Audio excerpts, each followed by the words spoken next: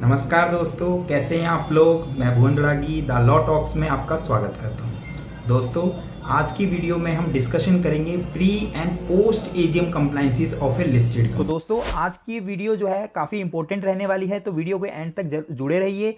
और अगर आप मेरे चैनल पर नए आए हैं तो प्लीज़ चैनल को सब्सक्राइब जरूर कर दीजिएगा।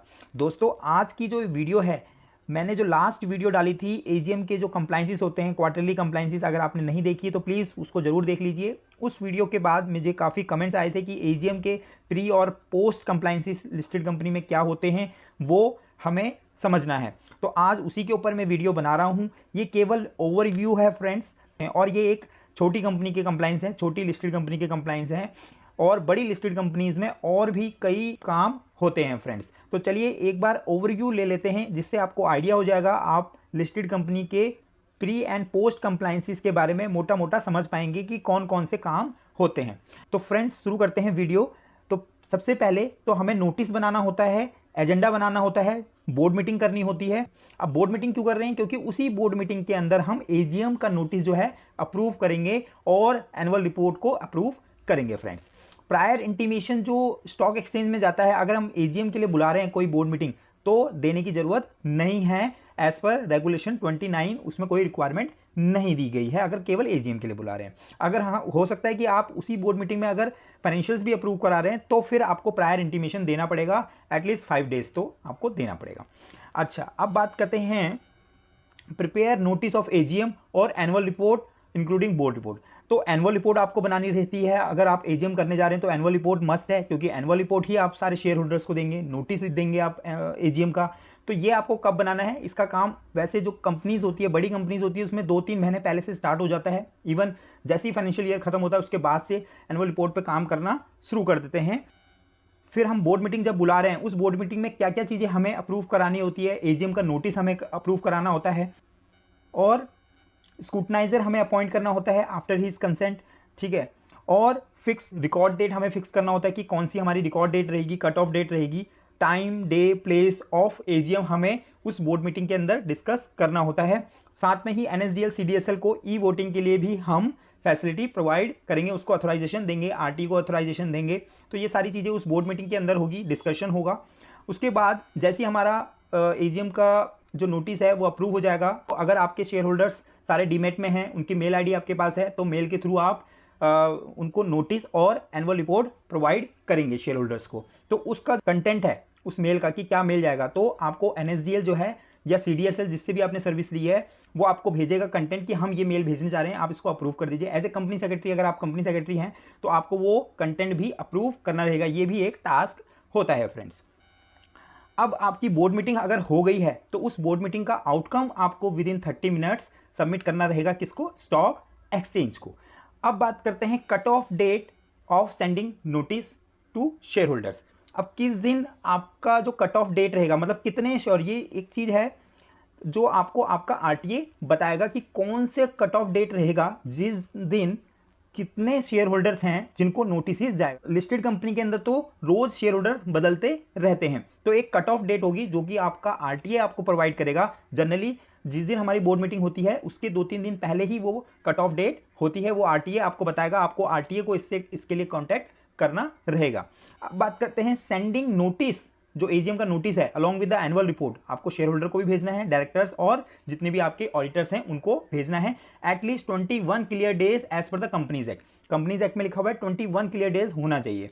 और आप कैसे भेज सकते हैं? आप रजिस्टर पोस्ट से भेज सकते हैं, ईमेल के थ्रू आप भेज सकते हैं, ठीक है। तो कंपनीज एक्ट में जो रिक्वायरमेंट्स है आप वो देख सकते हैं। तो आपको नोटिस सबको भेजना रहेगा। साथ में आपको नोटिस जो है स्टॉक एक्सचेंज में भी पब्लिश करना है, और publish to the its website, और कंपनी की जो वेबसाइट होगी उसी दिन आपको कंपनी की वेबसाइट पे भी करना है। किस दिन?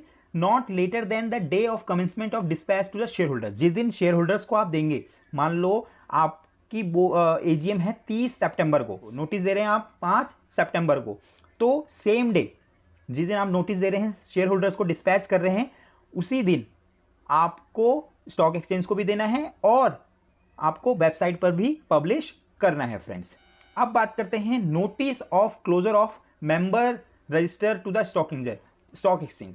अब मेंबर रजिस्टर कब क्लोज होता है फ्रेंड्स? मेंबर रजिस्टर क्यों क्लोज करना है? क्योंकि एक ऐसा टाइम पीरियड होना चाहिए जिस टाइम पर आपके जो शेयर होल्डर हैं वो फिक्स रहे। मतलब कहने का क्योंकि शेयर होल्डर चेंज होते रहते हैं तो मेंबर रजिस्टर आपको क्लोज करना पड़ेगा और आपको इंटीमेशन देना है उसका पहले से, कहां पर, स्टॉक एक्सचेंज में, at least 7 working days before, at least 7 working days before in advance, excluding the date of intimation and record date. तो एक रिकॉर्ड डेट होगी, वो जनरली क्या होती है 8 दिन की रहती है आपकी, तो उस रिकॉर्ड डेट से 7 दिन पहले आपको इंटीमेशन देना रहेगा फ्रेंड्स।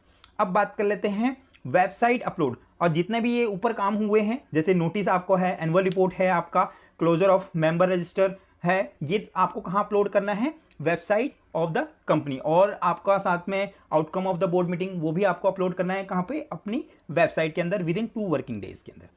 साथ में अब उसके बाद जो काम आता है वो आता है न्यूज़पेपर में, आपको एज पर रेगुलेशन 47 आपको एडवर्टीजमेंट देना है, नोटिस ऑफ एजीएम, ठीक है, कि हमारी एजीएम होने वाली है। कोई टाइमलाइन इसकी फिक्स नहीं है एज पर रेगुलेशन 47 एजीएम के लिए, बाकी के लिए तो है कि 2 वर्किंग डेज में होगा, लेकिन एजीएम के लिए नहीं है फ्रेंड्स। अब बात कर लेते हैं नेक्स्ट जो हमारा टास्क रहता है, सबमिशन ऑफ न्यूज़पेपर, जो कॉपीज हमने जो न्यूज़पेपर में पब्लिश की है उसको स्टॉक एक्सचेंज को भी देना है, कोई टाइम लिमिट नहीं है इसमें भी। अब उसके बाद ये रिकॉर्ड डेट वगैरह आपने सारी सबमिट कर दिया है, ये केवल प्री एजीएम कंप्लाइंसी से आप एनएसडीएल आरटीए में ये पूछ सकते हैं 2-3 दिन बाद, जब भी आपकी बोर्ड मीटिंग हो जाएगी, कि भाई जो हमारा ई वोटिंग से रिलेटेड जो डेटा है, इन्फॉर्मेशन है, वो आपने अपलोड कर दिया है या नहीं कर दिया। आपको अप्रूव भी करना होगा एनएसडीएल की लॉगिन करके, तो आप वो देख सकते हैं। साथ में अपने जो स्क्रूटनाइजर है उसका आपको अथोराइजेशन देना होता है, तो वो अथोराइजेशन भी आपने एनएसडीएल में दे दिया। तो ये सारे काम आपने कर दिए, उसके बाद वो अपलोड कर देंगे। तो आप ये इंश्योर कर लीजिए कि हमारा ई वोटिंग का जो सिस्टम है वो प्रॉपर हो गया है। तो ये जो मैं बात कर रहा हूँ ये फिजिकल एजीएम की बात कर रहा हूँ, यहाँ पर जो वीडियो कॉन्फ्रेंसिंग से होती है उसकी बात नहीं कर रहा हूँ। नाउ फ्रेंड्स, आपकी अब एजीएम हो गई है, एजीएम आपने कंडक्ट कर ली है सही से, तो एजीएम के बाद कौन से कंप्लाइंसेस होते हैं, चलिए उसके बारे में डिस्कस कर लेते हैं। तो जैसे ही आपकी एजीएम खत्म होगी उसके तुरंत बाद आपको उसकी जो आउटकम है, प्रोसीडिंग है, वो आपको अपलोड करना रहता है बीएससी एनएससी की साइट पर, ठीक है। और इसका टाइमलाइन क्या है, 12 घंटे from the occurrence of event. जैसे इवेंट खत्म होगा उसके 12 घंटे में आपको अपलोड करना है, तुरंत आधे घंटे में नहीं करना, 12 घंटे का टाइम है आपके पास। एंड स्क्रूटनाइजर रिपोर्ट और वोटिंग रिजल्ट्स जो भी आएंगे आपके, बोथ XBRL और PDF दोनों में फाइल होंगे विद इन 2 वर्किंग डेज का यहाँ पे टाइम लिमिट दिया हुआ है, 2 वर्किंग डेज है। एंड वेबसाइट पे अपलोड करना है आपको, जो भी आपका आउटकम है, स्क्रूटनाइजर रिपोर्ट है, ये आपको 2 वर्किंग डेज के अंदर अपलोड करना है जब भी आपके पास वोटिंग रिजल्ट्स आएगा। अच्छा, उसके बाद जैसे और भी कोई इवेंट बेस्ड काम है, जैसे फॉर एग्जांपल आपकी एजीएम हुई है, उसमें डिविडेंड डिक्लेयर हुआ है, तो वो वाला काम हो गया। जैसे अपॉइंटमेंट ऑफ डायरेक्टर है, या फिर आपका रिजिग्नेशन ऑफ डायरेक्टर, ऑडिटर है, तो 12 घंटे के अंदर आपको वो आपको स्टॉक एक्सचेंज में इंटीमेट करना रहेगा। उसके अलावा आरओसी के काम होते हैं, जैसे फॉर्म 15 है, वो इंपॉर्टेंट है, वो आपको with in 15 days of the AGM आपको फाइल करना रहेगा। लिस्टेड कंपनी के ही अंदर होता है केवल ये फॉर्म। ऐसे ही MGT 14 होते हैं, जितने भी आपने स्पेशलाइजेशन या स्पेशल बिजनेस जो भी पास किए हुए हैं वो आपको MGT 14 फाइल करना रहेगा, जो भी आपके एजीएम के अंदर रेजोल्यूशन पास हुए हैं।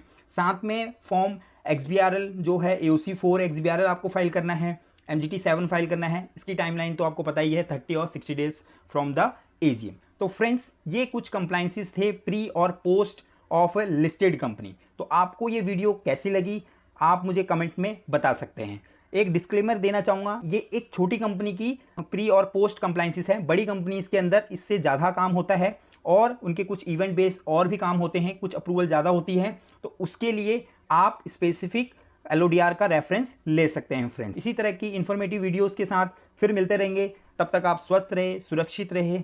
जय हिंद, बाय बाय।